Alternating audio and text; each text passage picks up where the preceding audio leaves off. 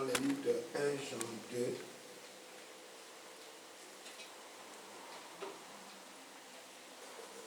Un Jean chapitre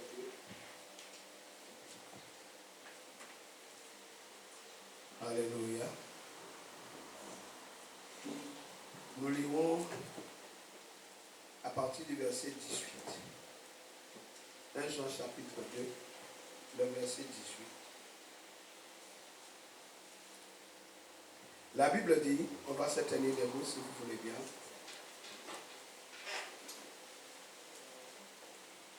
Gloire à Jésus. Et quelqu'un dise gloire à Dieu. Gloire à Dieu. Gloire à Dieu. Que quelqu'un dise encore gloire à Dieu. Gloire à Dieu. Alléluia. La Bible dit, petits enfants, c'est la dernière heure. Et comme vous avez appris qu'un antéchrist vient, il y a maintenant plusieurs antéchrists. Par là, nous connaissons que c'est la dernière heure. Ils sont sortis du milieu de nous, mais ils n'étaient pas des nôtres. Car s'ils eussent été des nôtres, ils seraient demeurés avec nous. Mais cela est arrivé afin qu'il fût manifesté que tous ne soient pas des nôtres. Pour vous, vous avez reçu l'onction de la part de celui qui est saint, et vous avez tous de la connaissance. Je vous ai écrit, non que vous ne connaissiez pas la vérité, mais parce que vous la connaissez, et parce qu'aucun mensonge ne vient de la vérité. Alléluia. Amen. Aucun mensonge ne vient de la vérité. Chapitre 4.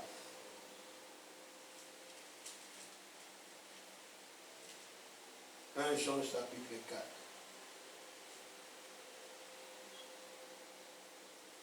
Alléluia.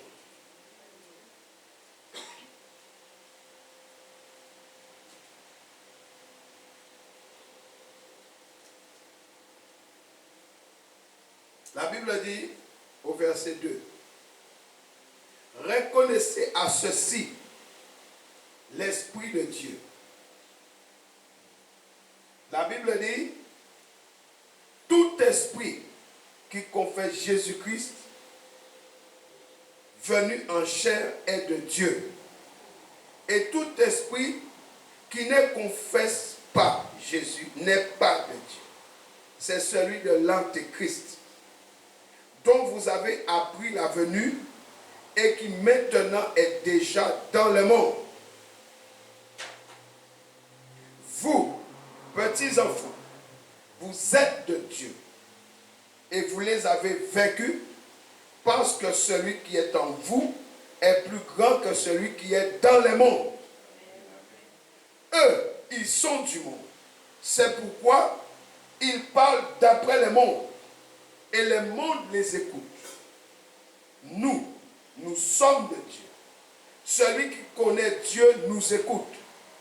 Celui qui n'est pas de Dieu ne nous écoute pas. C'est par là que nous connaissons l'esprit de la vérité et l'esprit de l'erreur. Amen. Inclinons nos fronts, nous prions. Éternel Dieu de gloire, nous bénissons ton nom et nous bénissons ta parole ce matin.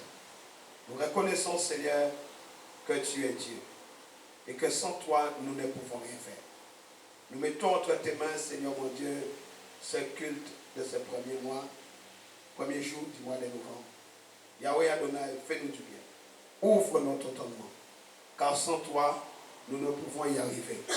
Sans toi, nous ne pouvons rien faire. Nous te demandons grâce et faveur, Papa. Papa, nous te demandons grâce et faveur. Viens à notre compte. Viens nous donner la force ce matin de pouvoir glorifier ton nom, de pouvoir bénir ton Saint-Nom. Donne-nous, Seigneur mon Dieu, d'avoir un regard axé sur toi et sur toi seul. Car toi seul, ô Dieu, tu mérites l'honneur. Tu mérites l'honneur. Seigneur, donne-nous de comprendre. Donne-nous, Seigneur mon Dieu, de comprendre ce que tu veux nous dire ce matin.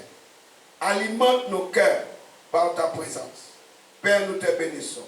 Nous reconnaissons, Seigneur, que sans toi, nous ne pouvons rien faire. Papa éternel, mon Dieu, merci. Merci de nous aider. Merci de nous fortifier ce matin. Merci de tendre ta main de grâce ce matin. Au nom de Jésus-Christ de Nazareth, nous t'avons prié. Amen. Amen. Amen. Prenons place, béni. Alléluia. Alléluia. Amen. Alléluia. Vous savez, je vais parler en m'appuyant sur le livre de Daniel pour nous aider à comprendre un certain nombre de choses que Dieu veut nous faire comprendre. Alléluia. Daniel était à Babylone dans le livre de Daniel 11. Ce sera notre particulièrement le livre que nous allons utiliser pour ce message ce matin. Daniel. Dieu avait préparé moralement Daniel à recevoir les instructions divines. Vous savez, Dieu, avant d'agir dans la vie de quelqu'un, il prépare cette personne à recevoir sa communication divine. Il avait préparé Daniel à recevoir la révélation. Et nous voyons l'extrême précision des détails que Dieu va donner à Daniel. Si vous lisez le livre de Daniel, vous allez voir la précision qu'il y a dedans. Alléluia. Et il y a des choses que Dieu va nous révéler qui se sont déjà passées. Mais il y a d'autres encore qui appartiennent au futur. Je parle à l'église. Si nous prenons Daniel 11, versets 35 à 36, nous verrons que ce sont des choses. Là où certaines choses se sont déjà arrivées, nous voyons qu'au verset 35 et 36, ça concerne l'église. La Bible dit, Daniel 11, versets 35 et 36, quelques-uns des hommes sages succomberont afin qu'ils soient épurés, purifiés et blanchis. Retenez ces trois termes. Épurés, purifiés et blanchis jusqu'au temps de la fin. Car elle n'arrivera qu'au temps pratiqué. La Bible dit, le roi fera ce qu'il voudra. Il s'élèvera, il se glorifiera au-dessus de tous les dieux et il dira des choses incroyables contre le Dieu des cieux. Il prospérera jusqu'à ce que la colère soit consommée, car ce qui est arrêté s'accomplira. Il s'agit de l'Antéchrist. Alléluia. Alléluia. Bien-aimé, Daniel a été protégé à la cour du roi Darius. Et un ange va révéler à Daniel qu'il s'était tenu à l'époque auprès, Daniel s'était tenu à l'époque auprès de Darius. Quand vous regardez le verset 1, il s'était tenu auprès de Darius pour l'aider à résister à ceux qui complétaient contre le prophète à la cour royale. Et ça, vous trouvez ça dans Daniel 6, versets 5 à 10. Donc, Dieu veillait sur son serviteur. Bien-aimé, quand tu es porteur d'un message, quand tu es porteur d'une communication de Dieu, quand tu es porteur de la vision de Dieu, Dieu te protège toujours. Daniel était en terre hostile. Dieu a toujours veillé sur lui. On l'a jeté dans la fosse au lion, il n'est pas mort. Ils ont comploté contre lui. Dieu a veillé sur lui parce qu'il était porteur de message. Dieu veillait sur son serviteur par une intervention angélique.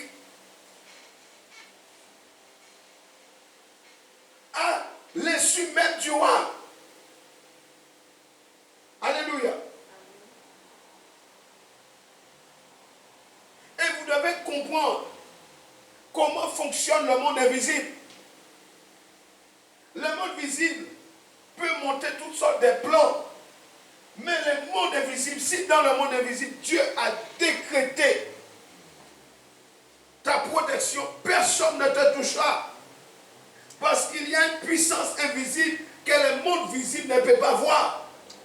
Ils peuvent monter des plans, monter des dessins, faire toutes sortes de choses, mais ils ne voient pas la force invisible qui est là. C'est pourquoi Élisée a dit à Géasi, son serviteur, ceux qui sont avec nous sont plus nombreux. Je suis en train de nous dire que nous devons faire confiance à Dieu. En tout et dans toute situation. Alléluia. Alléluia. Bien-aimé, la Bible parle des 4 rois. Les 4 rois des Perses. Et l'ange va présenter un tableau. Il va dire à Daniel, ces 4 rois, Assuérus, Artaxerxès, Darius, Xerxès. La Bible en parle. Vous trouvez tout ça dans la Bible. Alléluia. Alléluia. Amen. Vous connaissez, ou ceux qui ont regardé à l'histoire, vous connaissez l'histoire d'Alexandre le Grand.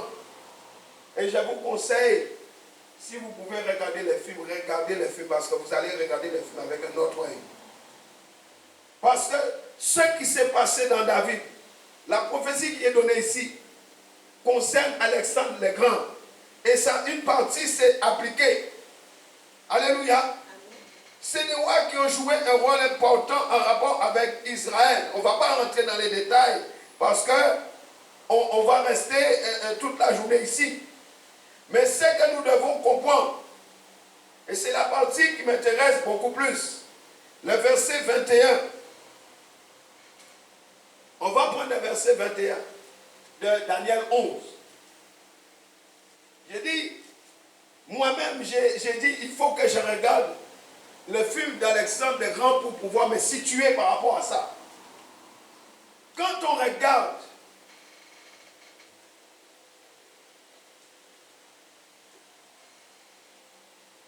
Daniel 11, 21, il est écrit, un homme méprisé prendra sa place sans être revêtu de la dignité royale.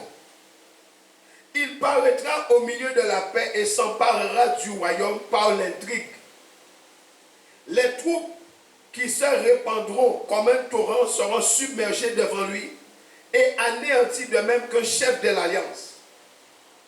Après qu'on se sera joint à lui, il usera de tromperie. Il se mettra en marche et il aura le dessus avec peu de monde. Il entrera au sein de la paix dans les lieux les plus fertiles de la province. Il fera ce que n'avaient pas fait ses pères, ni les pères de ses pères. Il distribuera le butin, les dépouilles et les richesses.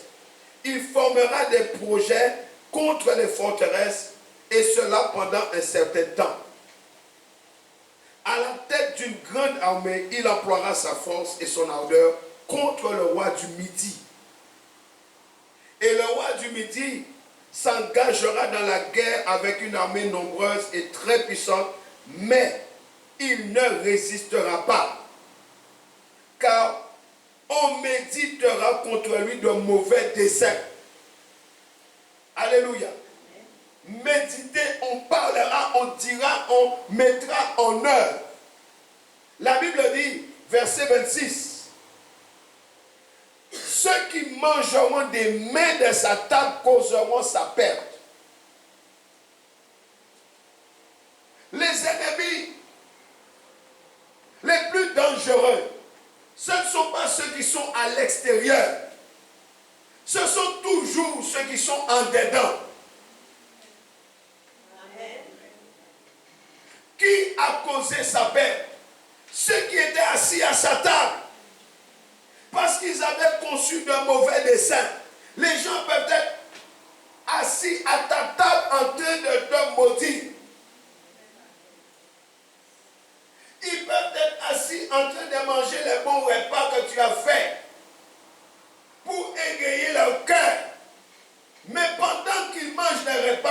en train de proclamer la malédiction sur ta famille. Or, la Bible dit que lorsque nous entrons dans une maison, nous devons dire que la paix de Dieu soit sur cette maison. Mais eux, quand ils rentrent dans ta maison, ils disent que la malédiction frappe cette famille. Des mauvais desseins de destruction, des mauvais desseins de blocage, des mauvais desseins pour tuer la destinée. Ils étaient assis à la table, mais ils avaient médité de le tuer. Quand ils viennent, ce n'est pas au moment où ils sont assis, parce qu'ils ont fait des projets avant. Ils s'approchent de toi pour bien connaître tes faiblesses. Et là, tu les introduis dans ta maison. Et quand ils sont rentrés, comme ils ont déjà médité les mauvais desseins, assis à la table, ils s'appliquent. Il y a un temps de réflexion pour mettre en marche, mais il y a un temps d'application. Et eux, quand ils sont assis, c'est à ce moment-là qu'ils passent à la phase pratique. Ils ont pratiqué. Ceux qui mangeront des mets de Satan causeront sa perte. Ces troupes se répandront comme un torrent et les morts tomberont en grand nombre. Voilà les projets. Des morts en grand nombre. La Bible dit, les deux rois chercheront en leur cœur à faire le mal. Dans leur cœur. Le mal a une racine. Le cœur. La bouche n'est que l'expression, mais ça vient plus en profondeur. Et à la même table, regardez, à la même table, ils partageront quoi? La fausseté. Vous n'avez jamais vu des gens s'asseoir et parler du mal des gens? C'est à la table en général que ça se passe. Est-ce que nous sommes ensemble? Amen. Quand les gens s'asseyent pour dire du mal des gens, d'autres personnes, en général, c'est toujours autour d'une table que ça se passe. Parce que la table, c'est un lieu de communion. Mais ça peut être une communion positive comme une communion négative. On peut communier positivement à la table, comme on peut communier négativement. Bien-aimés dans le Seigneur, ne vous asseyez pas à table avec n'importe qui. Et ne mettez pas n'importe qui à votre table. Que quelqu'un me donne la main. Amen. Je répète ce que j'ai dit. Ne vous asseyez pas avec n'importe qui à table. Et ne mettez pas n'importe qui à votre table. Ils étaient assis à table, mais une table de fausseté. Une table avec des mauvais desseins, des desseins de faire le mal. Mais quand il arrive avec sa bouteille de champagne. Il arrive avec sa boîte de gâteaux. Il arrive avec son bouquet de fleurs. Mais les desseins, tu ne les connais pas parce que les desseins sont dans son cœur.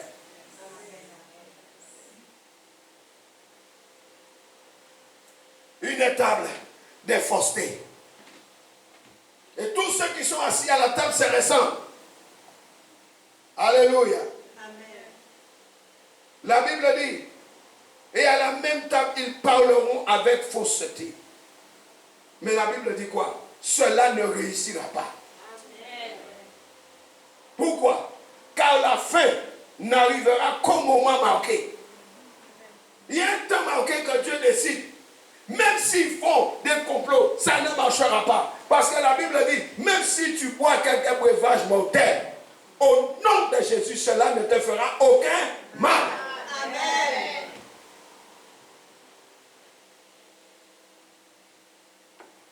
Combien d'entre vous ont mangé du poison à table? La nourriture peut être une bonne nourriture.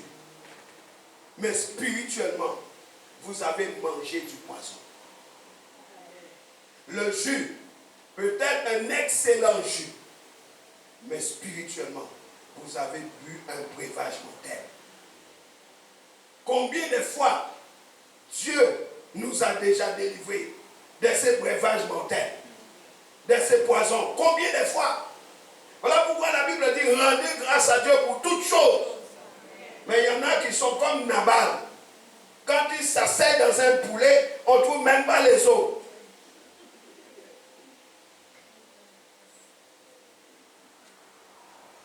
La Bible dit rendez grâce à Dieu pour toutes choses. Alléluia.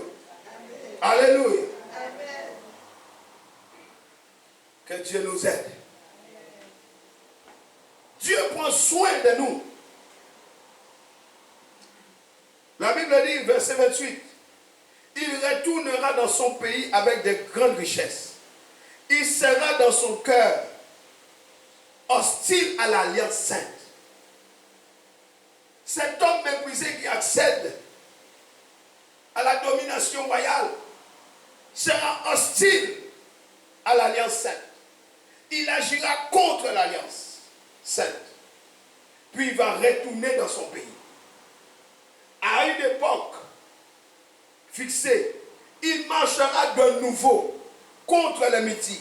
Mais cette dernière fois, les choses ne se passeront pas comme précédemment. Des navires de Kittim s'avanceront contre lui.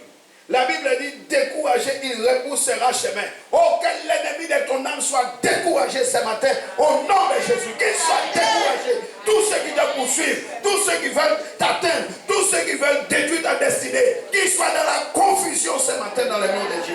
Amen. Les navires de Kittim s'avanceront contre lui. Découragé, il repoussera chemin. Mais la Bible dit, mais furieux contre l'alliance sainte. L'ennemi ne nous aimera pas. Alléluia. Amen. Il ne nous aimera jamais. La Bible dit, furieux contre l'alliance sainte. Jésus-Christ, par sa mort et par sa résurrection, il nous a installés dans cette alliance sainte. La nouvelle alliance. Le monde ne nous aimera pas. Le monde est furieux contre cette alliance, contre toi. La Bible dit, il ne restera pas inactif. À son retour, il portera ses regards sur ceux qui auront abandonné l'alliance sainte. Et là, je vais rester là un moment. On prêche la Bible. Vous avez beaucoup d'enseignements. On vous met en garde par les enseignements. On reprend ces choses. Comme l'apôtre Paul a dit à Timothée, reprends ces choses. Beaucoup d'enfants de Dieu refusent d'écouter les avertissements de l'Éternel. Beaucoup d'enfants de Dieu veulent faire à leur tête.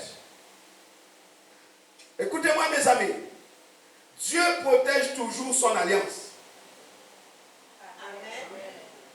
J'ai dit, Dieu protège toujours son alliance. Nous sommes des fils d'alliance. Donc Dieu protège son alliance par Jésus-Christ en toi. Parce que tu as l'esprit de son Fils. Il protège l'alliance. Mais la Bible dit, l'ennemi sachant qu'il ne peut pas toucher à l'alliance de Dieu, il va s'attaquer à ceux qui ont abandonné l'alliance.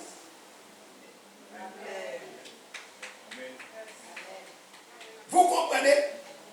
Ceux qui ont abandonné l'alliance sont en danger de mort. Parce que l'ennemi ne pouvant pas attaquer l'alliance, il attaque ceux qui abandonnent l'alliance. Et là on dit, mais pasteur, mais comment on abandonne l'alliance? Quand on est dans la rébellion, quand on est dans la désobéissance, quand on n'est plus reconnu par nos attitudes et nos comportements comme des fils de Dieu, mais comme des fils du diable, parce qu'on adopte les comportements diaboliques. Amen. Ceux qui ont abandonné l'alliance, c'est ce qui leur arrive. L'ennemi était découragé. L'ennemi a rebroussé chemin. Mais quand il a regardé comme ça, il a dit, ah, mais il y en a qui ne respectent pas l'alliance. laisser retourner face à cela. Parce que laissez-moi vous dire une chose. Quand vous abandonnez l'alliance, vous n'avez pas le droit légal d'utiliser la puissance de l'alliance. Vous ne pouvez pas utiliser ce que vous avez abandonné. Ça veut dire que vous ne pouvez pas activer la puissance du sang quand vous n'êtes plus sous le sang. Quand vous abandonnez l'alliance, vous abandonnez aussi tous ceux qui vous donnent la priorité, tous ceux qui vous donnent la force, tous ceux qui vous rendent puissant. Vous ne pouvez pas abandonner l'alliance de Dieu et vouloir se servir des armes de Dieu. Ça ne marche pas. Amen. Vous abandonnez l'alliance et vous priez en langue pour chasser les démons. Vous abandonnez l'alliance et vous dites, je prends l'épée de l'esprit. Quelle épée de l'esprit? Vous n'avez pas de force. Vous abandonnez l'alliance et vous jeûnez, vous priez en langue. Les diables, vous croyez qu'il aura peur de vous? Il vous a déjà identifié comme ceux qui abandonnent l'alliance. Vous n'avez plus de force. Dites Amen. Amen. Si tu avais abandonné l'alliance, reviens vite. Parce que l'ennemi te regarde comme une proie à dévouer. Alléluia. Amen. La Bible dit, puis furieux contre l'alliance sainte, il ne restera pas inactif. À son retour, il portera ses regards sur ceux qui auront abandonné l'alliance sainte. Des troupes se présenteront sur son ordre.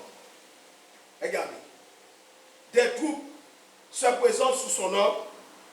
Elles profaneront les sanctuaires. 1. La forteresse. 2. Elles feront cesser le sacrifice perpétuel. 3. Dresseront l'abomination du dévastateur. 4. Il séduira par des flatteries les traîtres de l'alliance. 5. Je peux répondre. Il va envoyer ses troupes. Il va commencer par profaner le sanctuaire. Il va rentrer dedans. Il sait que le Saint-Esprit n'est pas là. Il peut rentrer. Parce que s'il y a une chose qui bloque l'Antéchrist, c'est le Saint-Esprit. C'est l'Église.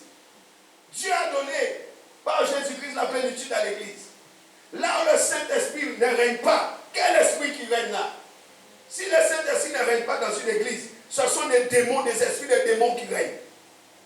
Donc s'il n'y a rien qui l'empêche de rentrer, il rentre et chasser. C'est pourquoi vous voyez dans beaucoup d'églises des démons qui font la fête.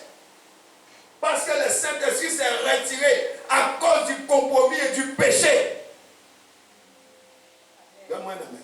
Amen. Beaucoup de compromis, beaucoup de péchés. Le Saint-Esprit n'est pas là. L'alliance est violée. Donc l'ennemi rentre, il s'installe, il est maître dans le sanctuaire. Vous voyez même des démons qui prêchent. Il n'y a pas d'amen. Amen. Des démons qui chantent dans la chorale. Il n'y a pas d'amen. Amen.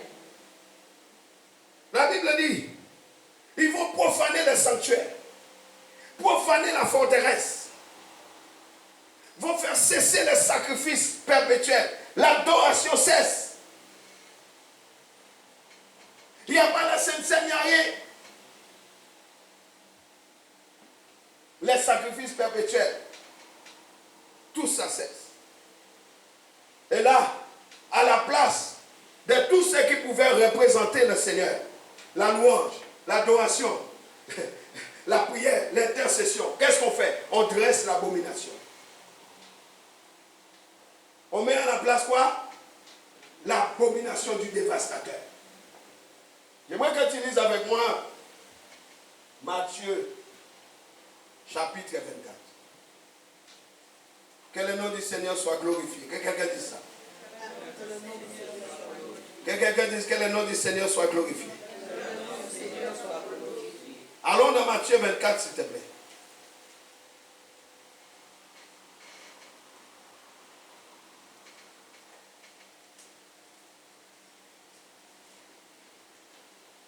Matthieu 24, 24.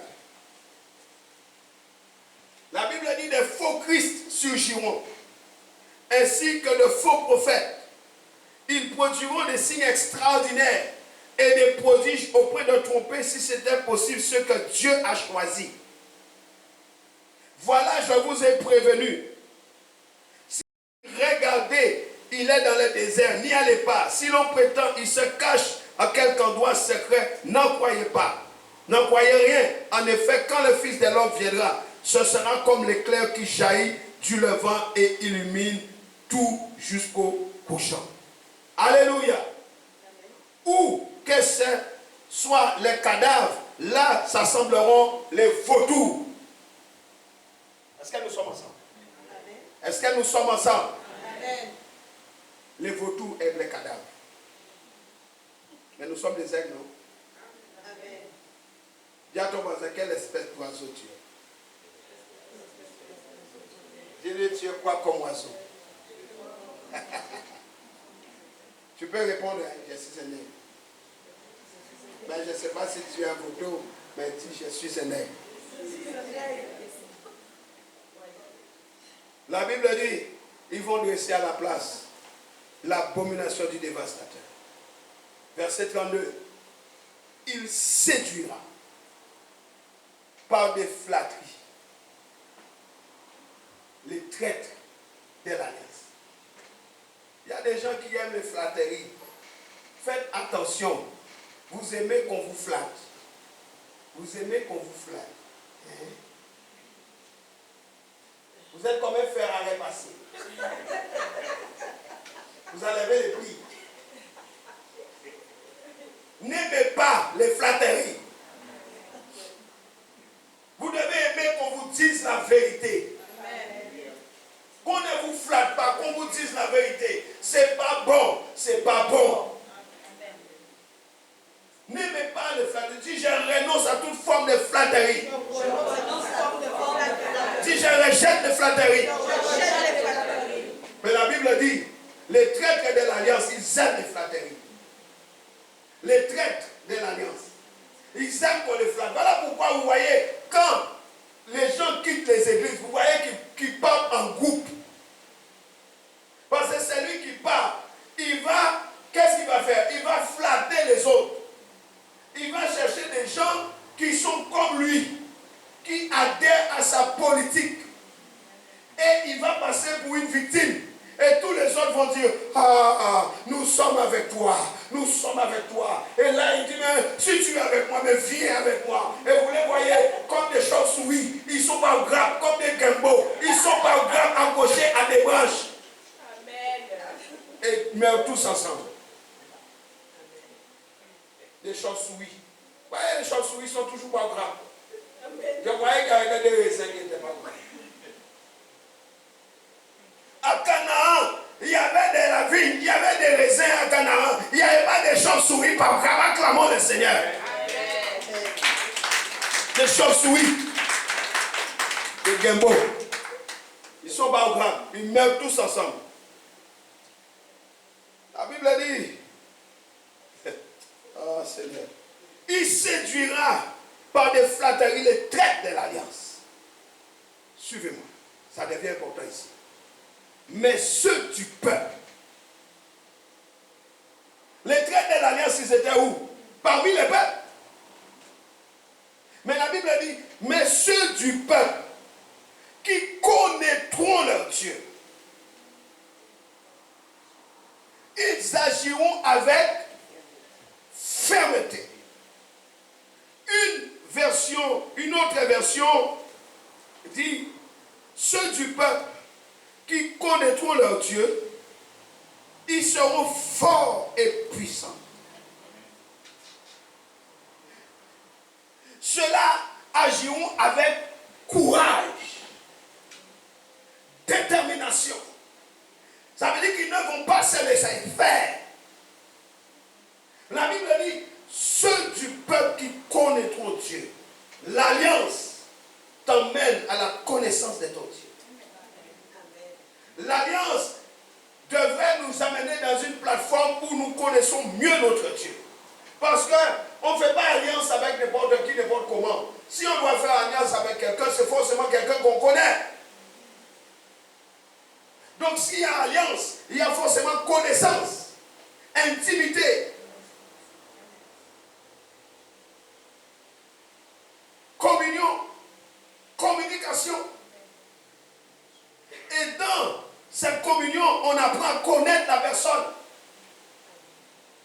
C'est pourquoi je dis aux gens, ne vous précipitez pas dans les mariages sans connaître avec qui vous allez faire alliance. Le mariage est une alliance avec Dieu, pas avec les démons. Mais toute alliance est une alliance. Tout pacte est un pacte. Si tu fais un pacte avec des démons, ça c'est ton problème. Mais le mariage est une alliance avec Dieu. Dès que tu parles de mariage, c'est Dieu qui est dedans. Mais on peut signer un accord, un pacte avec le diable. Parce que tu ne connais pas ton Dieu. Ils ne connaissaient pas Dieu. Ils sont devenus des traîtres de l'alliance. Alléluia. Alléluia. Amen. Et ces traîtres ont été repérés par l'ennemi. Par la flatterie. L'ennemi les a convaincus. Et maintenant, ils n'ont plus de force. Ils ne sont plus puissants. Ils ne peuvent pas résister à l'ennemi. Mais la Bible dit, ceux qui ont compris, qui ont gardé l'alliance. Oh, j'aimerais que tu dises avec moi, Père, aide-moi à garder l'alliance. Aide-moi à garder l'alliance. Jusqu'au bout. Jusqu'au bout. Je garderai l'alliance. Je garderai l'alliance. Jusqu'au bout. Jusqu'au bout. Je garderai l'alliance. Je garderai l'alliance. Jusqu'au bout. Jusqu'au bout. Ceux qui ont gardé l'alliance, ils sont devenus comment? Forts. Oh, je croyais que tu allais te mettre debout et que tu allais proclamer que tu es fort à cause de l'alliance. La Bible dit, ce n'est ni par la puissance, ni par la force, mais par mon esprit, dit le Seigneur. Nous sommes forts et puissants, pas à cause de notre argent, pas à cause de notre travail, pas à cause de notre force, pas à cause de notre force, mais à cause de l'esprit qui est en nous. Amen. À cause du Saint-Esprit. Dieu, sachant que le péché d'Adam a rendu faible ce corps, il a mis une puissance à l'intérieur de nous. Vous recevez une puissance, vous recevez une puissance, le Saint-Esprit survenant sur vous, et vous serez mes témoins, les témoins de ma puissance, les témoins de ma gloire, les témoins de mon élévation, les témoins de mon Père, et vous glorifierez mon nom. Amen. Parce que la puissance que nous avons reçue, c'est cette puissance qui parlera à ta place. Amen. Quand vous serez, quand on vous traînera devant les tribunaux, ce n'est pas vous qui parlerez, mais mon esprit parlera. Oh, si à ton voisin, tu parles trop. Si lui, tu parles trop, c'est l'esprit qui doit parler. C'est l'esprit qui doit parler. Alléluia. Amen. Alléluia. Amen. Voilà pourquoi le peuple est devenu faible, des traîtres. Voilà pourquoi beaucoup dans l'église, beaucoup dans les églises sont devenus faibles parce qu'ils sont assis dans l'église, mais ce sont des traîtres de l'alliance. Dans quel camp tu es? Ne réponds pas, hein? C'est grave. Mais réfléchis. Réfléchis bien. Dans quel camp je suis? Est-ce que je suis dans le camp des traîtres? Ou est-ce que je suis dans le camp des enfants de l'alliance? Si tu es dans le camp des traîtres, sache que tu ne pourras pas résister à la déferlante. Quand l'ennemi s'abattra comme un fleuve, tu ne pourras pas résister. Tu peux chanter Alléluia, tu peux prier en langue, tu peux danser en langue. Parce que les traîtres de l'alliance, ils manifestent les mêmes traits que ceux de l'alliance. Sauf qu'ils n'ont pas de force. Ils crient Alléluia comme toi. Ils chantent comme toi, ils dansent comme toi. Mais sauf que vous n'avez pas le même Père. Amen. À ces ceci, vous connaîtrez, nous dit Jean, à ceci. La différence entre l'esprit de vérité et l'esprit de l'erreur. La différence, c'est qu'ils sont dans l'erreur. Et ils sont convaincus d'être dans les bons alors qu'ils ne sont même pas dans les bons. L'esprit de l'erreur, l'esprit de la flatterie les a menés ailleurs. J'ai dit, quand arrive la déferlante, ils ne peuvent tenir. Mais ceux qui font confiance à Dieu, ils agiront avec fermeté. La Bible a dit les plus sages parmi eux. Les plus sages parmi eux. Dieu prend encore un autre niveau. Il dit parmi ceux-là qui ont fait alliance, qui ont gardé l'alliance, ceux-là qui sont forts et puissants, ceux-là qui sont courageux, déterminés, qui demeurent en moi, parmi eux, il y en a qui sont encore plus sages. Oh là là là. Amen. Et la Bible dit ceux qui sont plus sages, parmi eux, vont donner instruction à la multitude des sages. Ils sont sages, mais il y a qui sont plus sages qui vont instruire la multitude. Et la Bible dit, il en est qui succomberont. Ils vont tomber. Parmi les sages. Là, nous ne parlons pas des traîtres. Nous parlons des sages. Nous parlons des enfants d'alliance. Dieu dit parmi eux, il y en a qui vont tomber. Ils vont succomber. Regardez. Oh, que le nom du Seigneur soit béni. Il y en a. Il en est qui succomberont. Mais pour un peu de temps. Alléluia. Amen. Pour un peu de temps, ils vont tomber quoi? À l'épée et à la flamme. L'épée de l'esprit. Le feu. Ils vont tomber à la captivité et au pillage. Tu as l'impression que rien ne fonctionnera dans ta vie. Tu as l'impression que c'est l'échec. Tu as l'impression de te sentir en prison. La captivité. Les pillages. La Bible dit. Oh my God. My God. My God. My God. My God. Est-ce que tu es ma parole? Amen. Dieu dit, parmi ceux qui gardent l'alliance, il prend les plus sages d'entre eux pour enseigner à la multitude. Mais il y en a parmi les sages qui vont tomber. Ils vont tomber par l'épée. Ils vont tomber en captivité. Ils seront sujets à des pillages. Et la Bible dit, pendant les temps qu'ils sont tombés, j'ai besoin de quelqu'un. Tu es plus jeune, viens. Pendant les temps qu'ils sont tombés, couche-toi par terre. Pendant les temps, ça c'est le signe qu'il est tombé. Pendant les temps qu'il est tombé, Dieu dit quoi? Restez là. Regardez ça.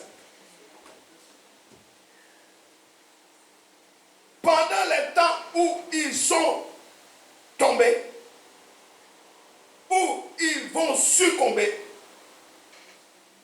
ils seront un peu secoués.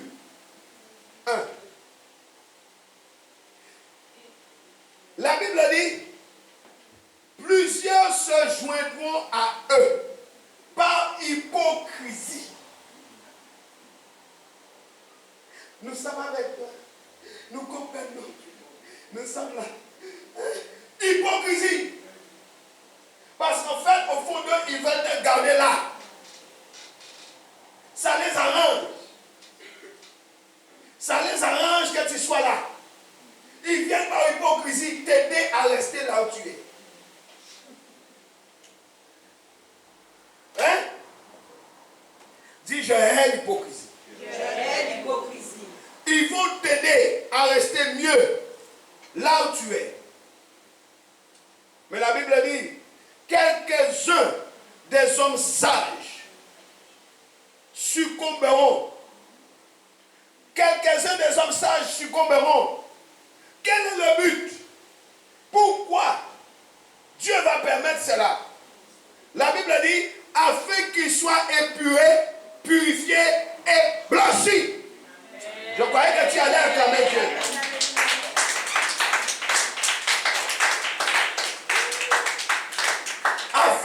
Afin qu'ils soient épurés, purifiés et blanchis. Dis à ton voisin, ne te réjouis pas quand je suis tombé. Dis-lui, ne te réjouis pas. Dis-lui bien, ne te réjouis pas. Si tu me vois tomber, ne te réjouis pas trop vite. Parce que pendant le temps où certains sages succombent, Dieu fait un travail d'épuration, de blanchiment, de purification. Alléluia. Il fait ce travail-là afin que lorsque le temps arrive, il soit prêt. Amen.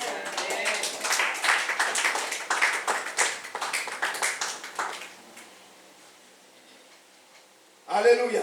Amen. Jusqu'au temps de la fin, car elle n'arrivera qu'au temps marqué. Est-ce qu'elles sont ensemble? Amen. Il continue ce travail de purification. Il continue ce travail de blanchiment jusqu'au temps de la fin. Ça veut dire que ce n'est pas un travail de jour, maman. Ce n'est pas un travail de jour. C'est un travail jusqu'à la fin. Il ne te lâche pas. Il te nettoie. Il te purifie. Il te blanchit. Amen. Mais il y en a qui sont tombés, qui ne se relèveront pas. Parce qu'ils ne font pas partie des sages. Avez-vous remarqué que ce sont des sages? La Bible dit, ceux des sages qui sont tombés. Ce ne sont pas des insensés qui sont tombés, ce sont des sages. La Bible dit, ils sont dans le processus de purification. Ils sont dans le processus de blanchiment. Ils rentrent dans ce processus. Quelqu'un dit merci Seigneur. Merci Seigneur. Quelqu'un dit merci Seigneur. Merci Seigneur. Donc considère ta vie. Considère les choses qui se passent dans ta vie. Ce n'est pas tout ce qui se passe dans ta vie qui est forcément négatif. Ça peut être négatif pour les autres, mais pour Dieu non.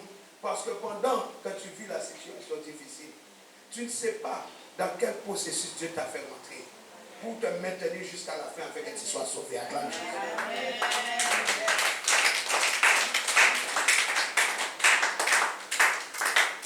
Alléluia. Alléluia. Amen. Cet homme méprisé n'avait pas de dignité royale. Il vient sur la scène. Il va marquer l'histoire d'Israël. Alléluia. Amen. Il n'avait pas de droit légal à la couronne du royaume des Syries. Un homme vil et méprisable. Son nom c'est Antiochus. Il prend le pouvoir par la flatterie, la fraude,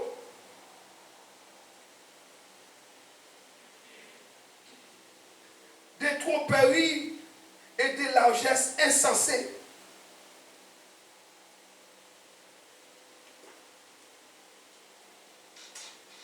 Alléluia. Amen. Et dans sa haine contre le peuple de Dieu, il va décider de s'emparer de la terre d'Israël. Il va se faire aider par le frère du souverain sacrificateur à Jérusalem. Il va distribuer ses faveurs aux Juifs infidèles.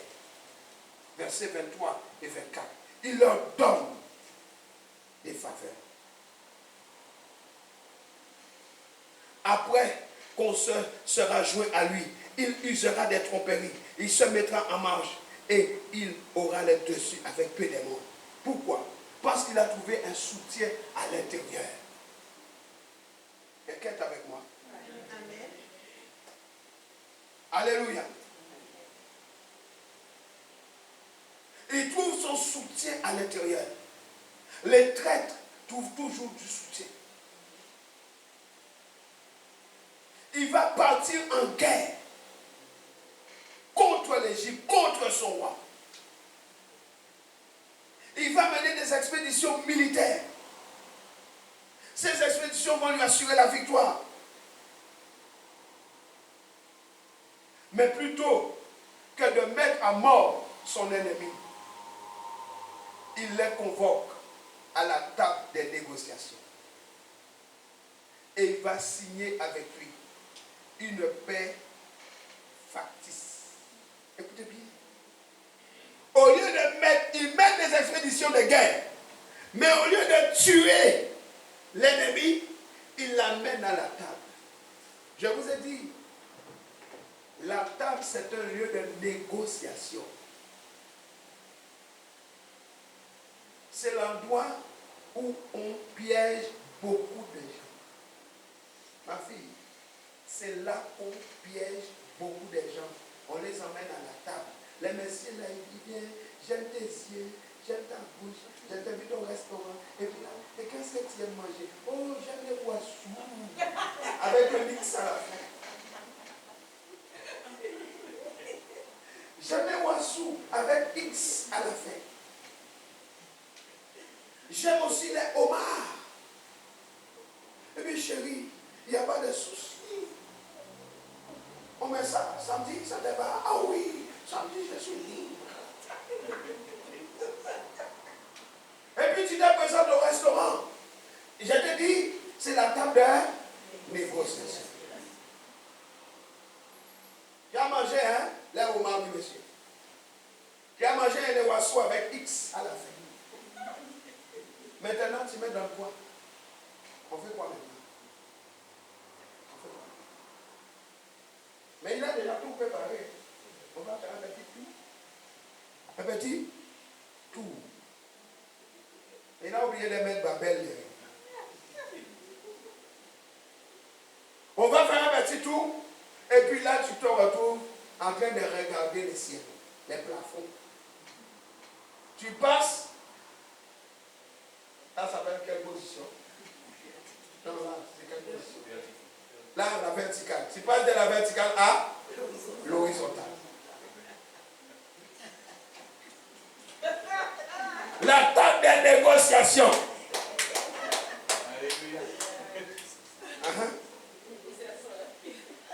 Alléluia. Il va amener à signer une paix factice. La fausseté. Alléluia. Amen. La Bible dit, ils diront des mensonges. Tout ce qu'il va te raconter, c'est des mensonges. Parce qu'il a déjà prévu son plan avant. Je vais faire ça comme ça, je vais la prendre par le repas. Parce que je sais que tu aimes manger, hein? Tu aimes manger, je vais te donner tes oiseaux avec X à la fin. Parce que c'est ça que tu aimes. Donc, il l'emmène à la table de négociation. La Bible dit, mes amis, je lis, les deux rois chercheront en leur cœur à faire le mal. Et à la même table, ils parleront avec fausseté.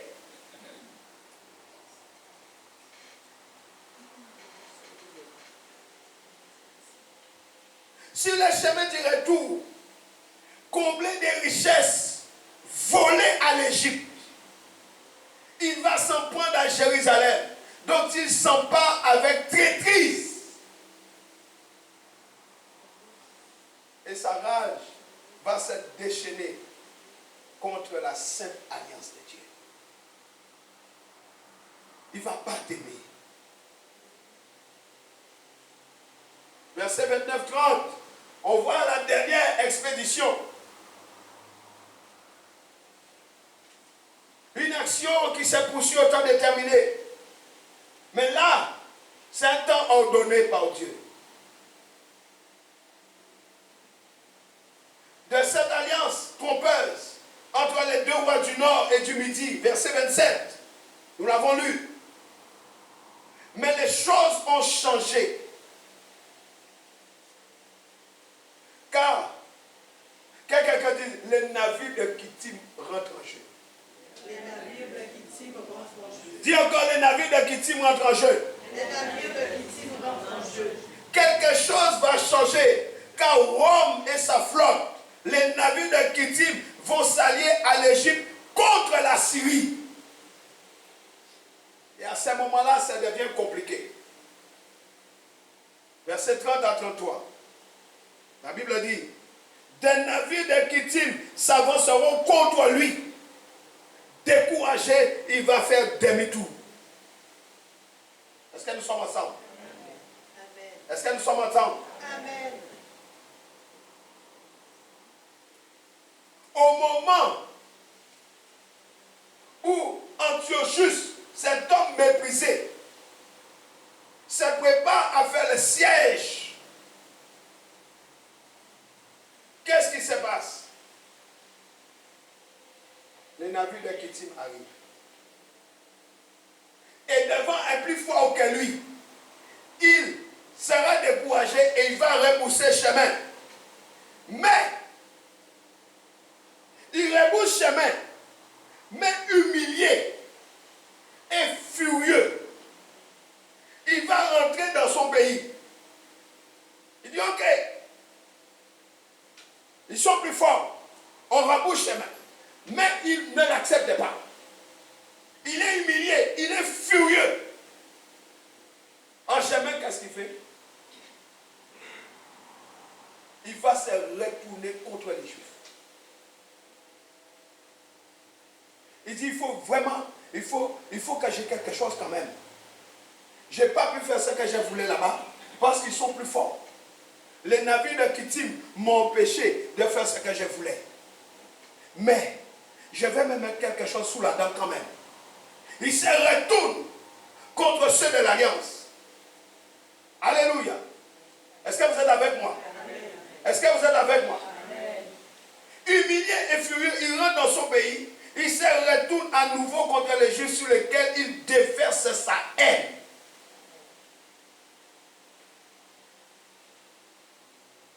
Il va s'en prendre à la sainte doctrine, à la sainte alliance.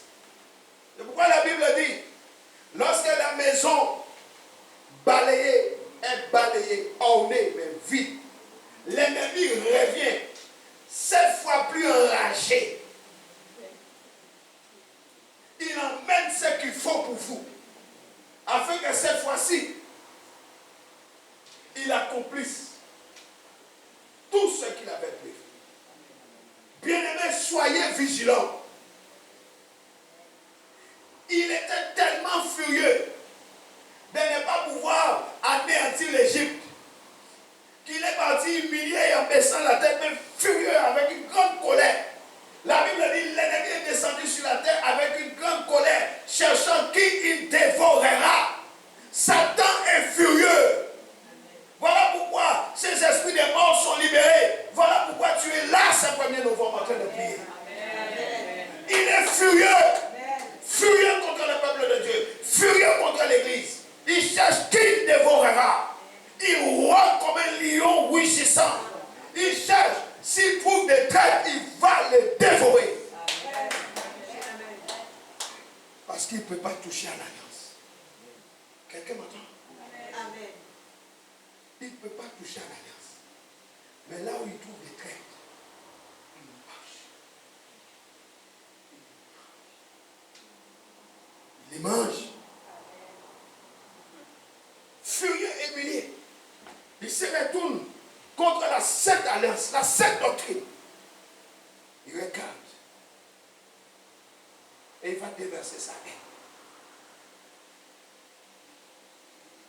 Et là, c'est un moment terrible pour le peuple de Dieu. Parce que vous sentez cette pression, non?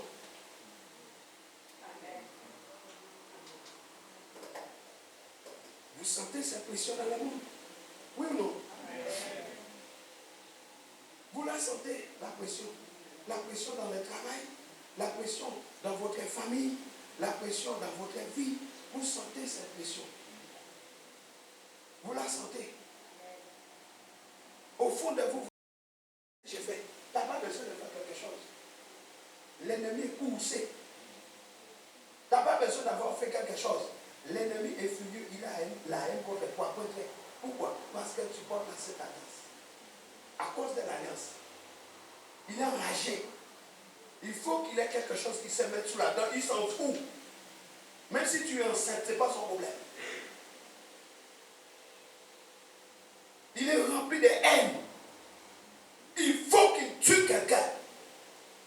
Il faut qu'il y ait du sang versé. Enceinte ou pas enceinte, on s'en fout. Grossesse ou pas grossesse, ce n'est pas mon problème. Il faut du sang. Les enfants de Dieu aujourd'hui sont en train de jouer. Farniente.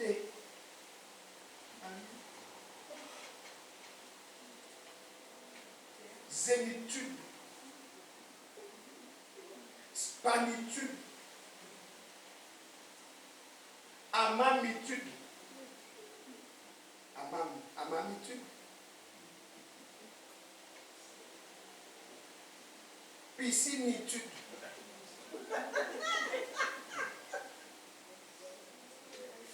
Riviéritude.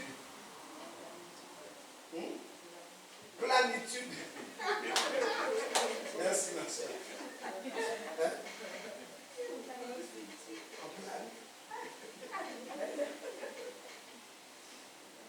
On est dans tous les l'étude. Pourquoi? Parce que je recherche mon bien-être. Bien-être.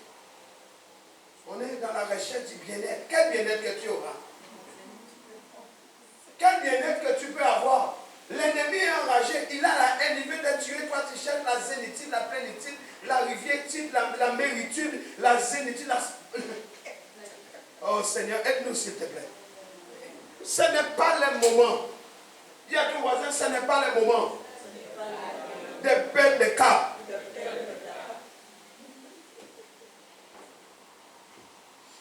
Alléluia. Et là, un temps de grande détresse est arrivé. Ce temps de grande détresse arrive à cause de la pression. Alléluia. Mais que dit Hébreu 11? Hébreu, chapitre 11. Dis à ton voisin, tu as bien fait d'être là. Hébreu chapitre 11, verset 34. On va prendre le verset 33. Hébreu 11, 33. Grâce à la foi. La Bible parle de toute une nuée de témoins. Gédéon, Barak, Samson, Jephthé, David, Samuel, les prophètes, Rahab, Abraham, Josué. Grâce à la foi, ils ont conquis des royaumes. La foi te permet de conquérir. La foi nous assure nos conquêtes. Grâce à la foi, ils ont fait quoi? Ils ont conquis des royaumes. Note ça. Numéro 1. La foi permet de faire les conquêtes. Si je dois conquérir mon arme secrète, c'est la foi. Numéro 1. Par la foi, je peux conquérir des royaumes. Parce que je suis un enfant de Dieu. Cet homme-là qui m'attaque, nouvelle alliance, il ne peut pas avoir ma foi. Ma foi est plus grande que sa foi. Parce que ma foi vient de celui qui s'appelle le Tout-Puissant. Et avec cette foi, comme Barak, comme Jephthé, comme Gédéon, comme Samuel, comme Moïse, comme Abraham, comme Josué, je peux vaincre les royaumes. Acclame Jésus.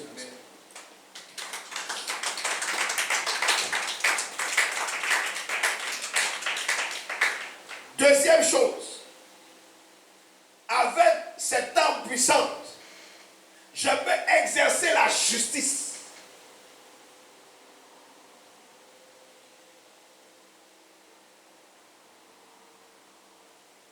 Troisième chose, je réalise les promesses de Dieu pour ma vie.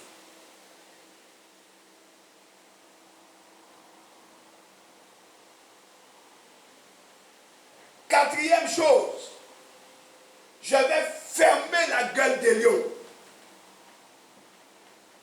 Je peux leur dire, taisez-vous, et il faut se taire. Je ferme la gueule des lions. Cinquième chose, lorsque l'ennemi s'élève, il déboule comme un fleuve sur ma vie. Quand il amène le feu, j'éteins les feux violents.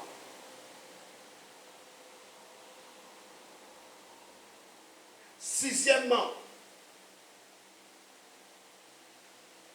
je vais échapper comme l'oiseau du filet de l'oiseleur,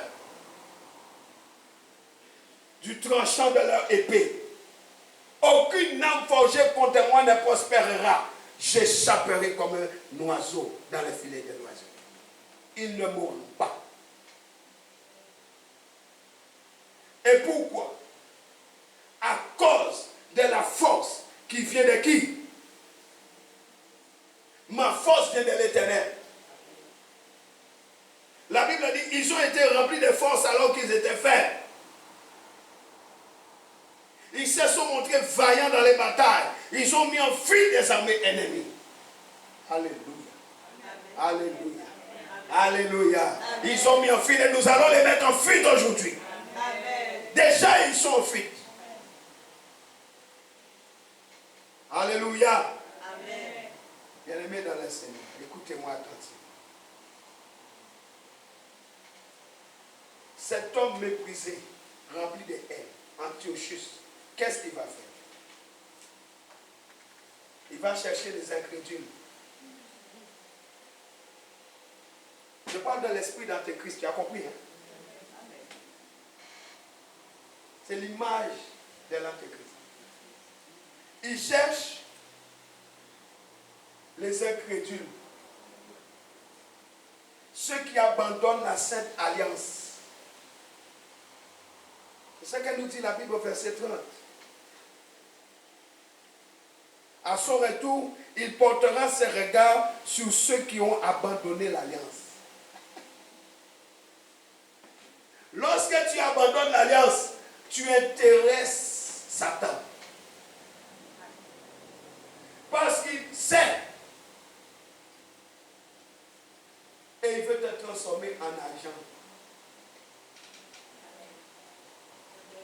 Voilà pourquoi ceux qui ont abandonné l'alliance sont dangereux pour toi. Parce qu'ils vont chercher à te corrompre afin que tu viennes un des leurs. Pour que tu rejoignes l'équipe. Ils vont chercher à t'infecter par le virus de l'incrédulité. Afin que tu deviennes un des nôtres. Parce qu'en abandonnant l'alliance avec Dieu, ils ont signé un pacte avec l'autre. Ils deviennent des agents du diable, des agents de corruption. Et ils cherchent à faire des recrues. Ils ouvrent un cabinet de recrutement. Ils recrutent. Viens avec nous. Mais viens avec nous.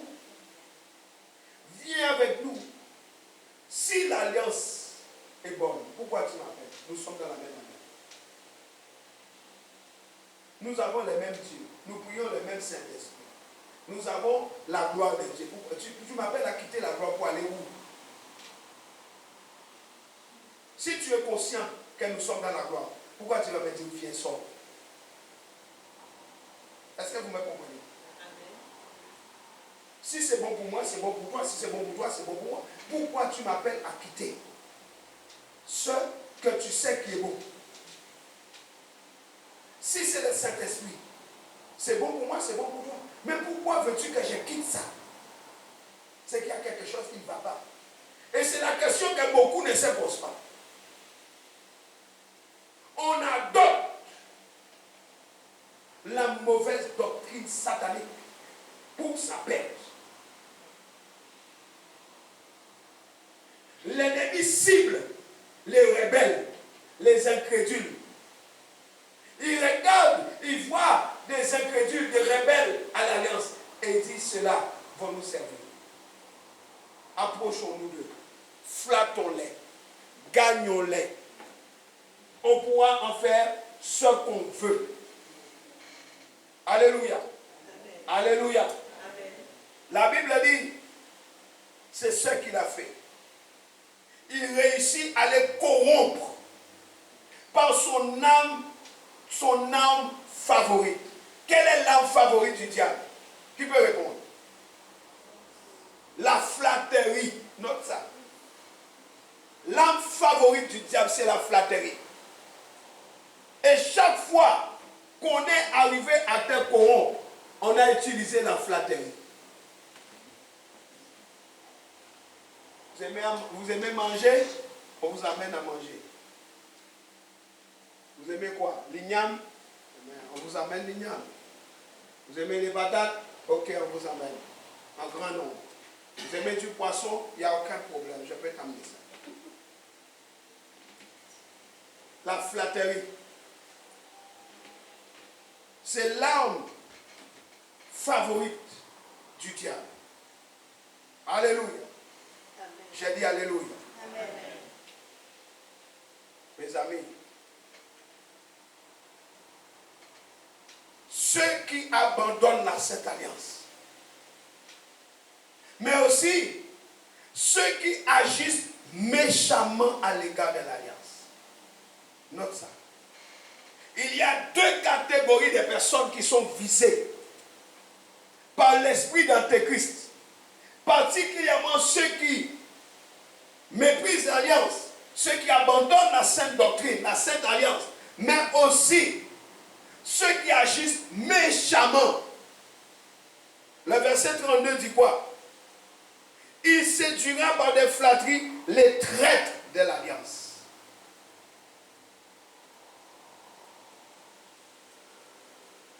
La Bible dit, verset 30, il portera ses regards sur ceux qui auront abandonné l'Alliance. Première catégorie, ceux qui abandonnent. Deuxième catégorie, les traîtres.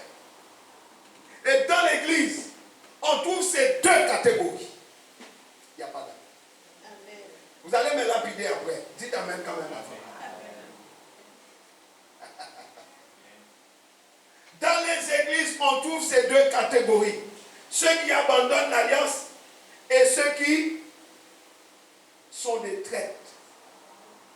Ils sont là, ils crient alléluia, mais ce sont des traîtres. Dès qu'ils sortent, ils vont appeler les comparses. J'étais là, ils ont fait ça, ils ont fait ça, ils ont fait ça. Ils ont tel projet, tel plan, tel plan, tel plan. Nous allons détruire ça. Nous allons prier. Rekatakata, rekatakata, rekatakata, rekatakata.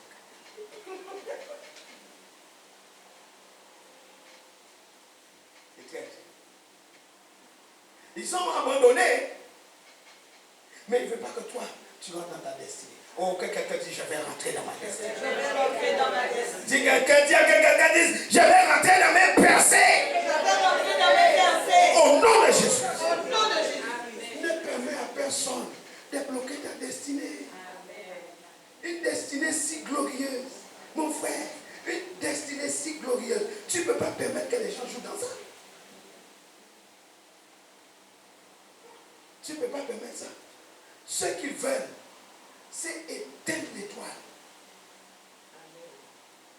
faut que ton éclat, vous savez, qui aime la couleur mat ici? La couleur mat. Vous aimez ça? Quand ton visage est mat, tu as un problème. Même de l'huile alba, pas sur ton visage, ça va devenir. L'huile alba. Un visage mat, c'est problématique. Dieu dit quoi? Vous êtes la lumière du monde. Donc ton visage doit briller. Mets de l'huile alba. Si tu n'as pas l'huile d'onction, mets alba les sueurs isiocates. Nous sommes appelés à briller. Lève-toi et brille. Quand ta lumière arrive, les ténèbres arrivent sur la terre, mais sur toi se lève ma lumière, acclame Jésus. Sur toi, personnellement, ma lumière s'élève. La couleur mate, c'est lorsque les ténèbres ont envahi les cœurs. Et ton visage commence à refléter les ténèbres qu'il y a à l'intérieur. Et tu deviens mat à l'extérieur. La brillance est partie. Les visages deviennent mat. Pas des sourires.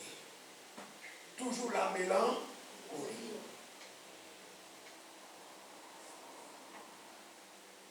La lumière est partie. Et vous aimez être avec ces personnes-là. Elles vont vous amener quoi? Un homme ne peut donner que ce qu'il a. C'est écrit. Personne ne peut donner ce qu'il n'a pas. Lorsque quelqu'un vient vers vous, demandez-lui, vous avez quoi m'offrir?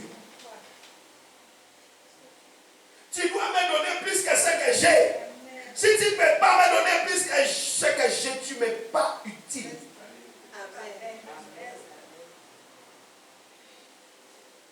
Ma fille, si quelqu'un ne peut pas donner plus que tu as déjà, il te dit.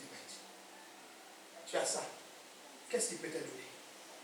Il faut que tu me donnes plus. J'ai Jésus, tu me donnes quoi? Tu me donnes ton monde, je ne fais pas. Jésus a dit, ils feront ce que j'ai fait. Et ils en feront plus. Donne-moi plus. Si tu ne peux pas me donner plus, arrière de moi.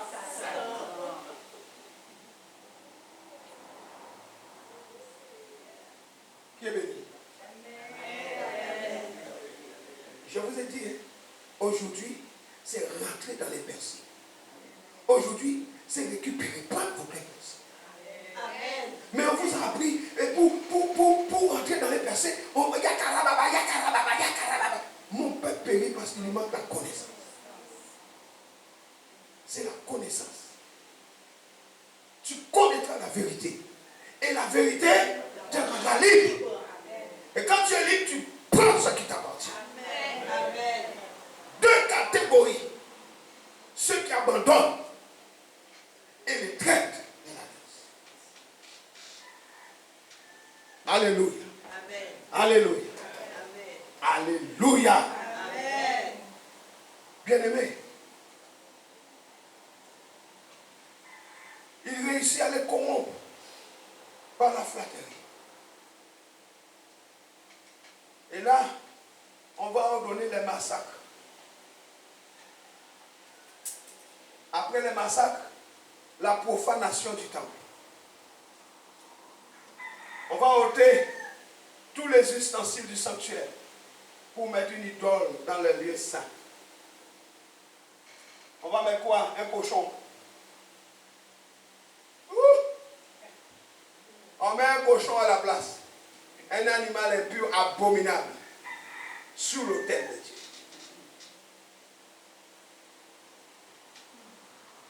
On enlève la présence pour mettre un cochon, un animal impur.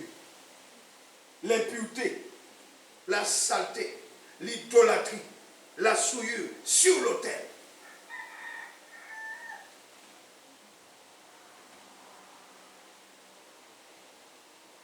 On enlève la présence pour mettre une image taillée, un faux d'or.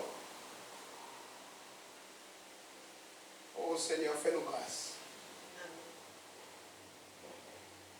Et là, les sacrifices d'adoration, les sacrifices de louange, les sacrifices d'action de grâce, toutes ces choses-là sont alors interrompues. Regardons le chapitre 8, versets 11 et 12.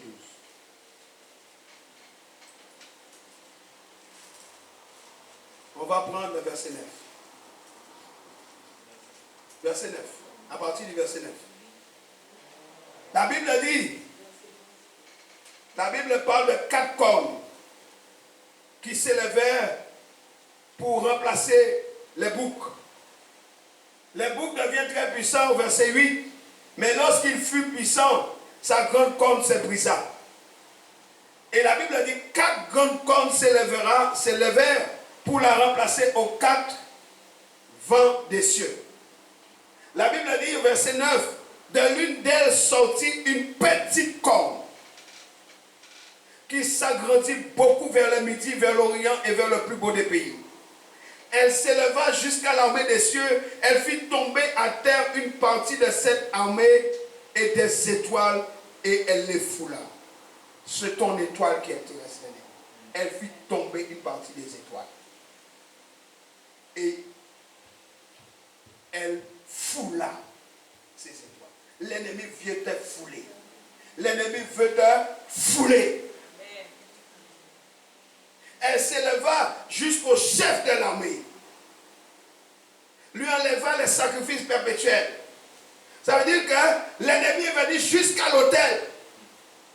Enlever les sacrifices perpétuels pour remplacer par la souillure, l'image taillée. La touille qui représente la souillure, l'impureté. La Bible dit, elle s'éleva jusqu'au chef de l'armée, lui enleva les sacrifices perpétuels et renversa le lieu de son sanctuaire. L'armée fut livrée avec le sacrifice perpétuel à cause du péché. Alléluia. Amen. La corde jeta la vérité par terre et réussit dans ses entreprises. Là où Dieu a dit, tu réussiras dans toutes tes entreprises, dans Josué 1:8. Oui, la Bible dit, l'ennemi réussit dans toutes ses entreprises. Avec tout ça, il réussit.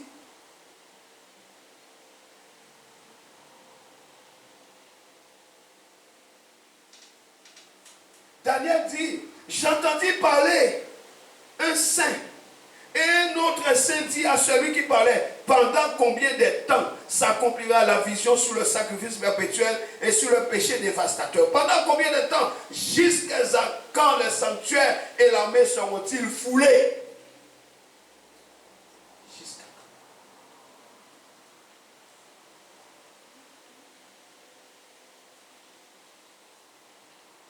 quand? L'abomination qui cause la désolation. C'est ça. On foule le sanctuaire. On remplace le sacrifice perpétuel par autre chose. C'est l'abomination. Alléluia. Alléluia. J'ai dit alléluia. Amen. Vous comprenez? Vous comprenez ce que j'ai dit? C'est l'abomination de la désolation. Bien aimé, c'est triste. C'est très dangereux. C'est très dangereux ça. La désolation. Quand quelqu'un dise la désolation. Quand quelqu'un dise la désolation. La Bible dit, Daniel 11, verset 31. Des troupes se présenteront sur l'ordre de cet homme. L'homme de la désolation. L'antéchrist. Elles profaneront le sanctuaire, la forteresse. Elles feront cesser le sacrifice perpétuel et dresseront l'abomination du dévastateur. Une scène abominable à cause du péché. Mais à travers cette scène abominable, Dieu préserve pour lui un résidu fidèle. Lève-toi. Dieu préserve pour lui-même un résidu fidèle au milieu de la multitude. Dis Seigneur, préserve-moi comme ton résidu fidèle au milieu de la masse. Seigneur, préserve-moi comme ton résidu fidèle au milieu de la multitude. Lève-toi et par ta main puissante, préserve-moi au milieu de cette multitude comme un résidu fidèle. Acclame le Seigneur Jésus. Un résidu fidèle, acclame le Seigneur.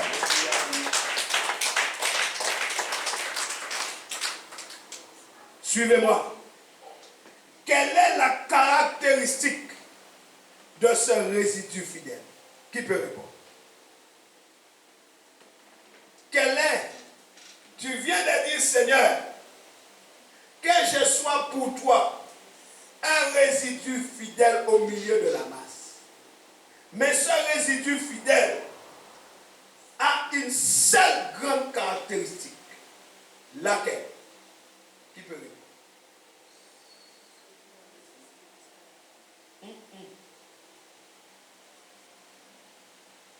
Cette grande caractéristique de ce résidu fidèle des temps de la fin, ce sont ceux qui connaissent leur Dieu. Nous sommes ensemble. Amen. Est-ce que nous sommes ensemble? Amen. La grande caractéristique de ce résidu fidèle, c'est ceux qui connaissent leur Dieu. Car ce Dieu-là leur accorde force, courage, détermination et puissance. Et ils vont tenir jusqu'à la fin. Amen. Parce qu'ils ne sont pas corruptibles. On ne peut pas les flatter. Parce qu'ils connaissent leur Dieu. Hello. Hello. Est-ce que nous sommes là? Ils connaissent leur Dieu. Ils sont incorruptibles. Lorsqu'on connaît son Dieu, on ne peut pas être corrompu.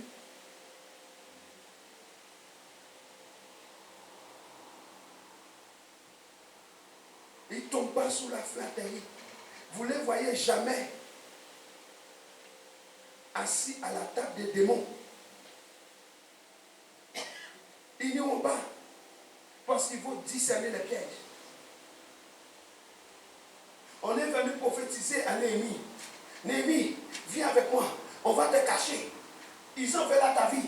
Nous allons te cacher. Comme ça, ils ne vont pas pouvoir t'atteindre. Néhémie a discerné que c'était une prophétie fausse. Justement, en allant le cacher dans la pièce là-bas, c'était pour mieux le tuer. Mais ils sont venus avec le désir faux de lui faire du bien. Si tu n'as pas le discernement, tu vas dire, ah oui, ce qu'il m'a dit là, c'est vrai. C'est vrai, hein? C'est vrai. Mais le désir du cœur, c'était de tuer Néhémie. Mais ils sont venus avec la prophétie. Néhémie a discerné. Et Néhémie répond, moi, un homme comme moi, fuis. Pas question. Pourquoi? Néhémie connaissait son Dieu. Oh bien-aimé, tu dois connaître qui tu sais. Il n'y a pas assez d'amen. Il n'y a pas assez d'amen. Il n'y a pas assez d'amen. Poussez les cris de joie. Tu dois connaître ce Dieu pour ne pas tomber sous la séduction et la flatterie des hommes. Si tu ne connais pas ton Dieu, tu n'auras pas accès à ce résidu fidèle. Fidèle dans la parole, fidèle dans la prière, fidèle dans la connaissance. Mon peuple périt parce que mon peuple ne me connaît pas. Mais mon peuple qui me connaît sera fort, puissant, terrible, déterminé, courageux.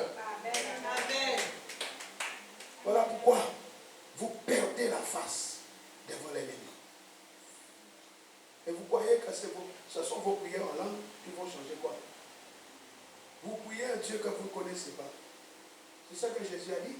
Vous adorez un Dieu que vous ne connaissez pas. Vous allez sur les forêts, vous allez sur la montagne, vous allez partout. Mais Dieu cherche des adorateurs qui l'adorent en esprit et en vérité. L'heure n'est plus à courir sur les montagnes. L'heure n'est plus à aller sous tous les arbres que vous voyez, tous les arbres verts. Vous adorez un Père que vous ne connaissez pas. Mais ceux qui connaissent leur Dieu sont déterminés, courageux et puissants. Alléluia. Alléluia. Alléluia. Dis Alléluia. Amen. La Bible dit ceci. La Bible dit, c'est le peuple qui connaît son Dieu, ce résidu fidèle et juste. Il est fort. Il agit. Il ne se contente pas de venir s'asseoir sur une chaise. C'est un peuple fort. Et c'est un peuple qui agit.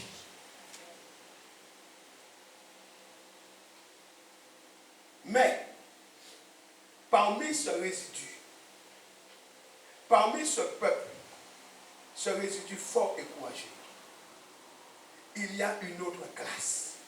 Dis à ton voisin, à quelle classe tu appartiens? Dis-lui à quelle classe tu appartiens. Regardez-moi s'il vous plaît. Parmi ces résidus fidèles, frère, parmi ce résidu qui connaît leur Dieu, il y a encore une nouvelle classe. Alléluia. Il y a une nouvelle classe de personnes. Est-ce que nous sommes là? Amen. Il y a une nouvelle classe de personnes. Une catégorie distinguée. On les appelle les sages du peuple. Verset 33, s'il vous plaît. Les plus sages parmi eux donneront instruction à la multitude. Les sages du peuple. Alléluia. Alléluia. Verset 35. Quelques-uns des hommes sages succomberont, afin qu'ils soient épurés, purifiés et blanchis. Le chapitre 12, verset 3. Ceux qui auront été intelligents brilleront comme la splendeur du ciel. Et ceux qui auront enseigné la justice à la multitude brilleront comme les étoiles à toujours et à perpétuité. Amen. Dis à ton voisin, à quelle classe tu appartiens?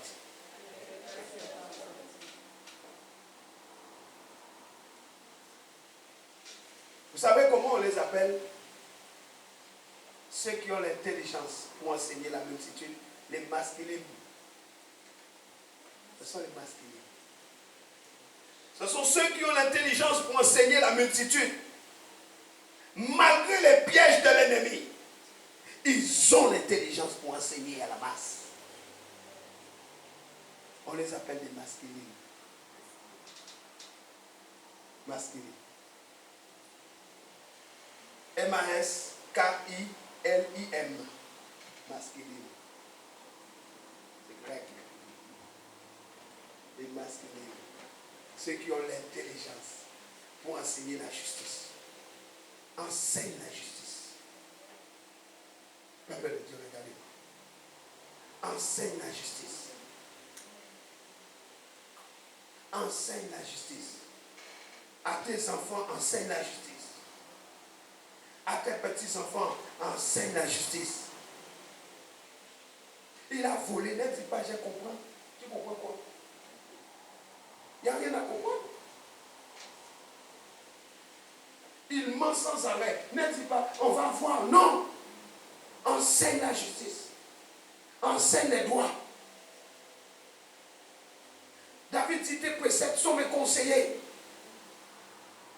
Il a volé à Daoudi. Toi-même, tu regardes la télé, sur la télé, tu regardes télénovelas, sur la télé volée. Panasonic, Jean Croisé, Champagne, et tu regardes sur la télé volée. Il a volé la télé, non? enseigne la justice, ramène ça tout, tu l'as. Si tu ne ramènes pas, j'appelle la police. Je ne fais pas ça chez moi. Je ne fais pas des matériels volés chez moi.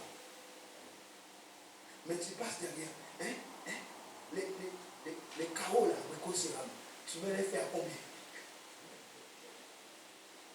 Et tu sais qu'ils travaillent chez Brico Céram, ils volent les carreaux. Mais toi, tu veux les carreaux. Les carreaux à 15 € la pièce. Mais toi, tu les veux à 6 €. Les bandits, c'est qui?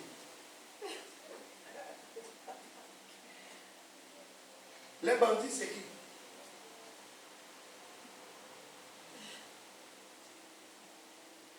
Ils travaillent chez Bricolage. Mais ils viennent te dire, achetez ça là. En quelle fois ça? On ne passe pas les... Et toi, tu contournes. Tu contournes. Tu veux les contrats plaqués? 32 € la pièce. Mais non, je vais faire ça à 15. 15. D'accord. Mais tu es d'accord? Refuse. C'est une malédiction. Il n'y a pas d'amis. Même si c'est un stylo, paye le prix. Dis avec moi, les masculines ont l'intelligence pour enseigner la multitude. Malgré les pièges subtils de l'ennemi, ils s'accrochent à l'alliance. Vous savez, l'épreuve opère leur purification spirituelle. Ne fuis pas l'épreuve. Les masculines, ceux qui ont l'intelligence pour enseigner la justice. La Bible dit, ils vont briller comme la splendeur du ciel. Ils seront comme des étoiles devant Dieu, à toujours et à perpétuité. Malgré les moments difficiles, malgré les dures épreuves du moment, ils persévèrent. Et durant l'épreuve, ils sont là. Les gens abandonnent, mais ils sont tout le temps là. J'irai à l'église, je vais persévérer, je vais prier, je vais continuer. Même si les choses sont difficiles, j'irai encore. Amen.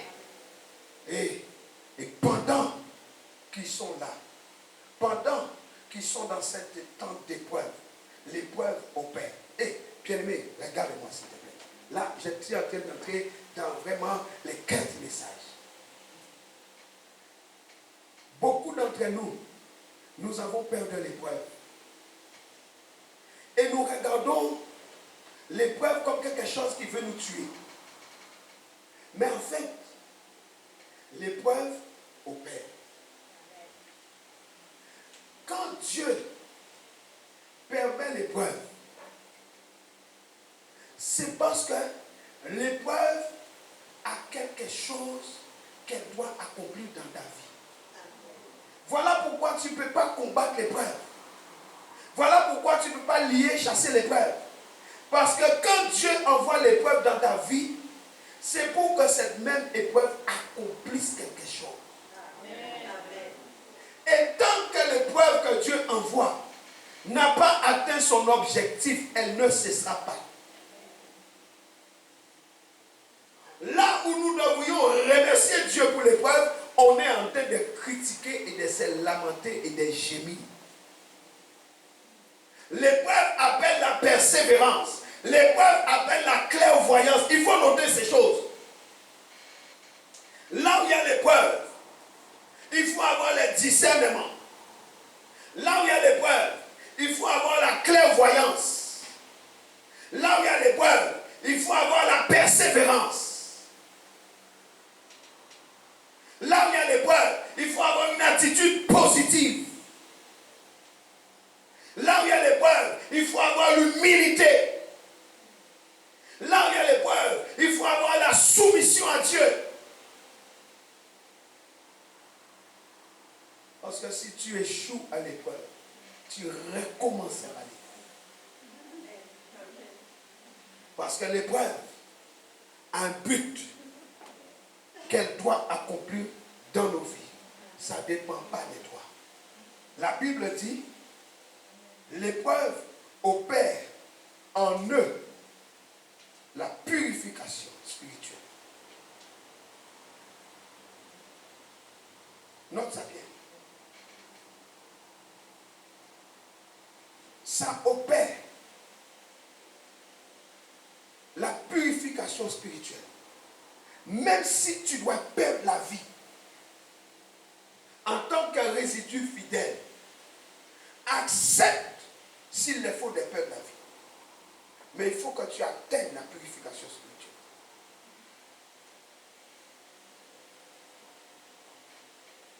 Alléluia. Alléluia. Amen. Pourquoi?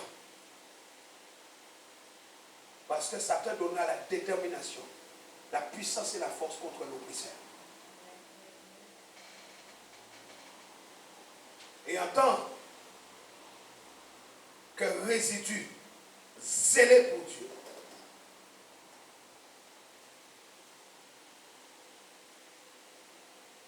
tu n'auras pas à t'enfuir pour ta vie.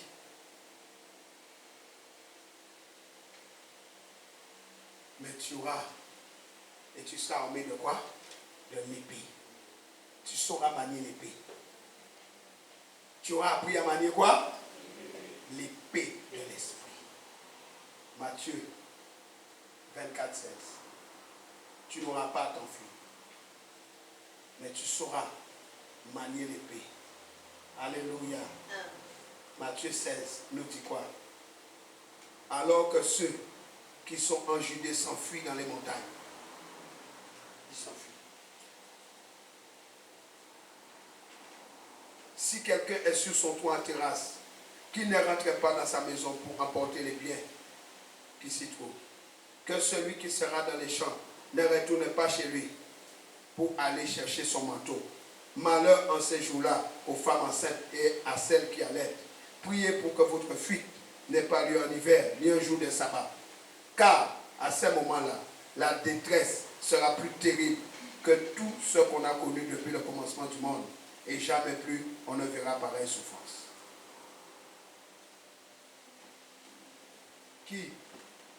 Qui s'enfuit? Ceux qui ne connaissent pas Dieu. Ils n'ont pas appris à manier l'épée. Donc ils sont désarmés face à l'épée.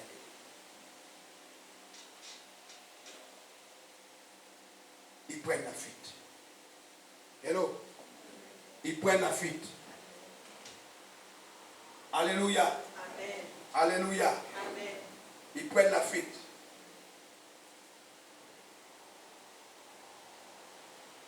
Mais nous, étant purifiés, nous purifions le temple. Ceux qui sont sanctifiés, sanctifient. Purifiés, nous purifions. Sanctifiés, nous sanctifions. Mais souillés, nous souillons. On sanctifie le sanctuaire. Et on remet en place le culte de l'Éternel. Qui est là? Amen. Qui est là avec moi? Amen. Hein? On remet en place. Bien-aimés, est-ce que nous sommes ensemble? Amen. Que Dieu nous aide. Dis avec moi que Dieu nous aide. Que Dieu nous aide. Dis encore que Dieu nous aide. Que Dieu nous aide. Alléluia.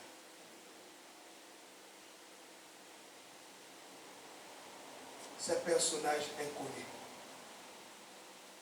qui arrive, qui veut souiller les affaires de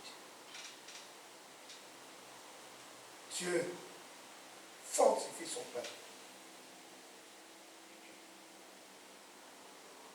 Dieu fortifie son peuple, mes amis.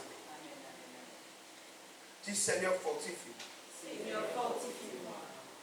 Afin que je ne reste pas Afin que je ne reste pas sous la domination de l'ennemi. sous la domination de l'ennemi. Je rejette Je rejette tout système idolâtre tout système idolâtre tout système d'origine satanique, tout système d'origine satanique, tout système qui glorifie la puissance humaine, tout système qui glorifie la puissance humaine, je vous rejette. je vous rejette. Je rejette le Dieu des forteresses. Je rejette le Dieu des forteresses. Je rejette les dieux étrangers. Je rejette les dieux étrangers. Au nom de Jésus-Christ, Au nom de Jésus, je renonce aux séductions de l'ennemi. je rejette les séductions de l'ennemi. Je renonce à la flatterie. Je renonce à la flatterie. Je renonce à l'hypocrisie. Je renonce à l'hypocrisie. Je refuse la désobéissance. Je refuse la désobéissance. Parce que la Bible dit, ceux qui refusent d'obéir à Dieu seront exposés à une mort certaine. Nous ne pouvons pas servir Dieu et maman. Alléluia. Mais il y a une chose, peuple de Dieu, que vous devez savoir. Dieu a un bâton disciplinaire. Vous savez quel est le bâton disciplinaire de Dieu? Dieu dans la Bible a utilisé la Syrie comme un bâton disciplinaire. Alléluia. Dieu utilise parfois nos ennemis. Alléluia. Alléluia. Amen. J'ai dit Dieu utilise parfois nos ennemis. Si vous lisez le livre d'Ésaïe, vous verrez à plusieurs reprises que la Syrie a attaqué Israël. Et Dieu a utilisé la Syrie comme un bâton disciplinaire. Alléluia. Amen. Pour sa colère sur son peuple. Il a utilisé la Syrie pour piller, pour fouler aux pieds dans les rues. Et pourtant la Syrie, c'est l'ennemi d'Israël. Mais Dieu l'utilise comme instrument de punition dans sa main. Ça, ce que j'ai dit là est très important. Dieu l'utilise comme un instrument de punition. Dieu utilise quelquefois nos ennemis comme instrument de punition. Et quelquefois, l'ennemi n'est même pas conscient d'être un instrument de Dieu. Amen. Et c'est là que je vais attirer votre attention. Parce que même lorsque Dieu utilise ton ennemi comme un instrument, un bâton pour te discipliner, l'ennemi, quelquefois, n'est même pas conscient que c'est Dieu qui l'utilise pour te piller, pour te mettre au sol. Et qu'est-ce qui se passe? L'ennemi prend plaisir et il devient arrogant. Quand l'ennemi ne comprend pas, parce qu'il ne peut pas comprendre, il n'est pas conscient d'être un instrument de Dieu, il va agir avec arrogance et présomption. Ce qui va amener sa perte et Dieu va l'anéantir à la fin. Amen. Dis mon ennemi, Mon ennemi, ne te réjouis pas si je suis tombé. ne te réjouis pas si je suis tombé. Car mon Rédempteur se lèvera toujours le dernier. Mais mon Rédempteur se lèvera toujours le dernier. Il n'est même pas conscient qu'il est un instrument de Dieu. Il commence par rentrer dans l'arrogance. Je l'ai eu, je l'ai eu, je l'ai eu. Et ça amène la raison pour laquelle Dieu l'anéantit. Amen. Écoutez ce que Ésaïe 10, versets 12 à 15 va dire. Ésaïe, chapitre 10, versets 12 à 15. Voici ce qui arrivera, dit le Seigneur, quand j'aurai achevé toute mon œuvre sur le mont de Sion et à Jérusalem. J'interviendrai contre le roi d'Assyrie, de la Syrie, à cause de ses pensées orgueilleuses et de son regard arrogant. Car il a déclaré, c'est par ma propre force que j'ai fait tout cela. Si je les ai anéantis, c'est pas ma force. Si je les ai mis KO, c'est pas ma force. Et grâce à mon habileté, que je suis, car je suis très intelligent. Moi, j'ai déplacé les frontières de nombreux peuples et pillé leurs trésors. Et comme un homme fort, j'ai détrôné des rois. Moi. Ma main a ramassé les richesses des peuples comme on ramasse un nid. Comme on s'empare des œufs abandonnés. J'ai pris toute la terre sans qu'il y ait personne pour agiter les ailes, ou pour ouvrir les becs, ou pour siffler. Mais la cognée se vend-elle aux dépens de celui qui la manie. Vous entendez? La cognée se vend-elle aux dépens de celui qui la manie? Ou la scie se glorifie-t-elle aux dépens de celui qui l'utilise? Quand vous utilisez une scie, vous avez déjà entendu la scie dire, c'est vrai, ah oui, c'est très fort. Vous avez déjà entendu la scie vous parler comme ça? Quand vous faites à manger dans la cuisine, vous faites aussi la viande. Vous avez déjà entendu la viande dire, c'est moi. Comme si les bâtons faisaient mouvoir celui qui les brandit, comme si les goudrons brandissaient celui qui n'est pas de bois. C'est pourquoi, verset 16, l'Éternel, le Seigneur des armées célestes, va faire dépérir ses guerriers corpulents. Dieu va faire quoi? Il va faire dépérir ses plus grands guerriers sous l'effet de sa gloire. Un feu s'embrasera tel une flamme. Dites Amen. Amen. Dis Amen. Amen. Dis encore Amen. Amen. Bien-aimé, à cause de l'arrogance, cette œuvre de Dieu en châtiment, c'est l'œuvre de Dieu en châtiment, par le moyen de la Syrie, est appelée son œuvre étrange. C'est le travail de Dieu. Mais ce n'est pas parce que c'est le travail de Dieu que la Syrie a les droits de s'en réjouir en disant moi j'ai. Ésaïe 28-21 nous dit, car l'Éternel se lèvera comme au mont Péradim et il s'indignera comme il s'est indigné dans la plaine de Gabaon pour accomplir son œuvre. Son œuvre. Mais quelle œuvre insolite pour faire son travail. Mais quelle tâche étrange. Dis avec moi, cette œuvre de Dieu, en châtiment, par le moyen de mes ennemis, par le moyen de l'Assyrien, c'est appelé son œuvre étrange. Son travail. C'est le travail de Dieu. C'est le travail de Dieu. Cela signifie que cela ne veut pas dire qu'il ne s'agit ni de la punition du mal en moi, ni du jugement de son peuple qu'il aime. Dieu n'est pas seulement amour, mais il est aussi lumière. Et donc, Dieu des jugements. Alléluia. Amen. Ésaïe 30, 18 nous dit, nous arrivons à la fin, bientôt. Et pourtant l'Éternel attend le moment de vous faire grâce et il se lèvera pour vous manifester sa compassion, car l'Éternel est un Dieu juste. Heureux tous ceux qui se confient en lui. Dieu est juste. Alléluia. Amen. C'est ce qui est étrange et qui nous dépasse. Pour exécuter son jugement, Dieu utilise comme instrument des gens qui sont encore plus pécheurs que ceux qui sont punis. Écris ça. Je répète. Pour exécuter son jugement, Dieu est capable d'utiliser comme des instruments des gens qui sont encore plus pécheurs que ceux qui sont punis. S'il a fait un âne parler, qu'est-ce qui est impossible à dire?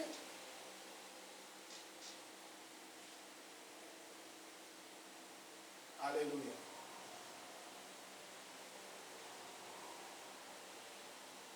Quand Dieu aura atteint son but, il réglera les problèmes avec son bâton disciplinaire. Quand Dieu aura atteint son objectif, il réglera les comptes de sa verge de correction. Alléluia. Alléluia. Alléluia. Amen. J'ai dit quand le Seigneur aura atteint son objectif, il réglera les côtes de la Syrie.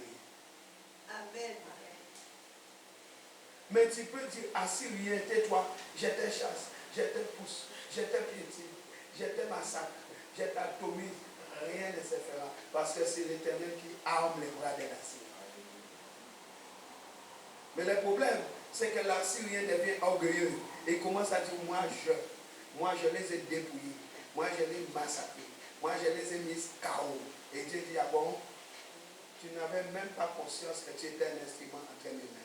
Puisque tu es rendu orgueilleux, moi l'Éternel, je t'atomise à ton pied. Et Dieu règle le problème de la Syrie. Orgueilleux. Amen. Est-ce que tu peux acclamer Jésus?